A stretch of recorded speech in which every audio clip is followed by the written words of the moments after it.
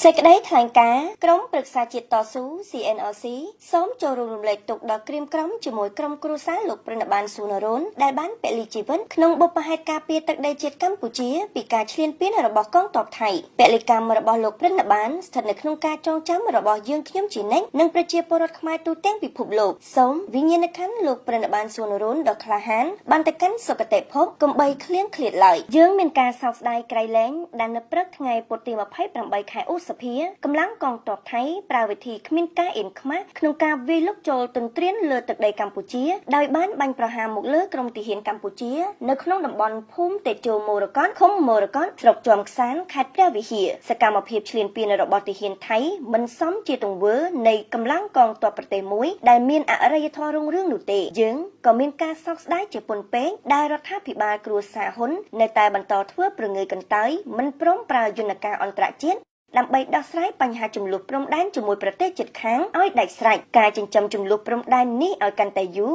កាន់តែធ្វើឲ្យប្រទេសកម្ពុជាខាតបង់ដែលជារឿយៗជួបតែការប៉ះទង្គិចប្រដាប់អាវុធបង្ហូរឈាមខ្មែរតាមព្រំដែនការបាត់បង់ទឹកដីកម្ពុជានិងខាតធម្មពលអភិវឌ្ឍជាតិយើងដឹងថាភាគីបារាំងចាំជួយដោះស្រាយបញ្ហាព្រំដែនរបស់ប្រទេសកម្ពុជាជានិច្ចប៉ុន្តែយើងសោកស្ដាយណាស់ដែលរដ្ឋាភិបាលគ្រួសារហ៊ុនមិនធ្លាប់ស្នើម្ដងណាឡើយដល់រដ្ឋាភិបាលបារាំងឬស្ថាប័នជំនាញអង្គការសហប្រជាជាតិឲ្យចូលរួមដោះស្រាយបញ្ហាព្រំដែនប្រទេសកម្ពុជាជាមួយប្រទេសជិតខាងស្របតាមស្មារតីនៃកិច្ចព្រមព្រៀងសន្តិភាពទីក្រុងប៉ារីស23តុលា1991ឯកអគ្គរដ្ឋទូតបារាំងប្រចាំនៅកម្ពុជាលោកសាក់ពឺលេបានលើកឡើងតាមរយៈអ្នកបកប្រែភាសាខ្មែរនៅឯសន្និសីទសារព័ត៌មាននៅក្នុងស្ថានទូតបារាំងប្រចាំនៅកម្ពុជាកាលពីថ្ងៃទី5ខែឧសភាថារដ្ឋាភិបាលកម្ពុជាមិនដែលបានលើកឡើងជាមួយខ្ញុំអំពីបញ្ហាព្រំដែនទេលោកបន្ថែមថាផែនទីដែលជាកម្មវត្ថុចរចាជាមួយប្រទេសជិតខាងជាផែនទីដែលបានមកពីអាណាព្យាបាលបារាំងលោកសាក់ពឺលេបញ្ជាក់ថាបញ្ហានេះគួរតែត្រូវដោះស្រាយតាមការចរចារវាងប្រទេសពាក់ព័ន្ធត្រង់ឃ្លាប្រទេសពាក់ព័ន្ធនេះលោកទូតបារាំងសម្ដៅលើការពាក់ព័ន្ធរបស់ប្រទេសបារាំងដែលជាម្ចាស់គំនូសផែនទីដើមរបស់ប្រទេសកម្ពុជានិងជាអ្នកបោះបង្គោលចំនួន73ជាមួយសៀមឬថៃបច្ចុប្បន្ននិង124បង្គោលរវាងព្រះរាជាណាចក្រកម្ពុជា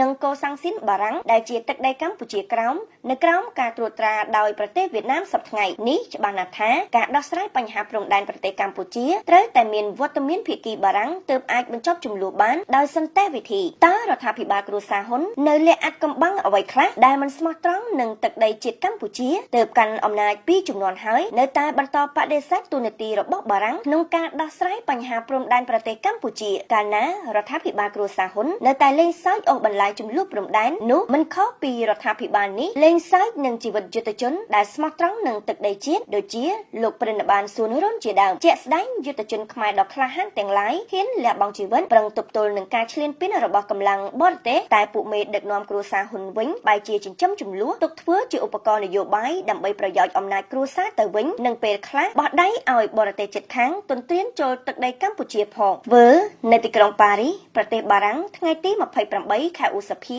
ឆ្នាំ2025ក្រុមប្រឹក្សាជាតិតស៊ូ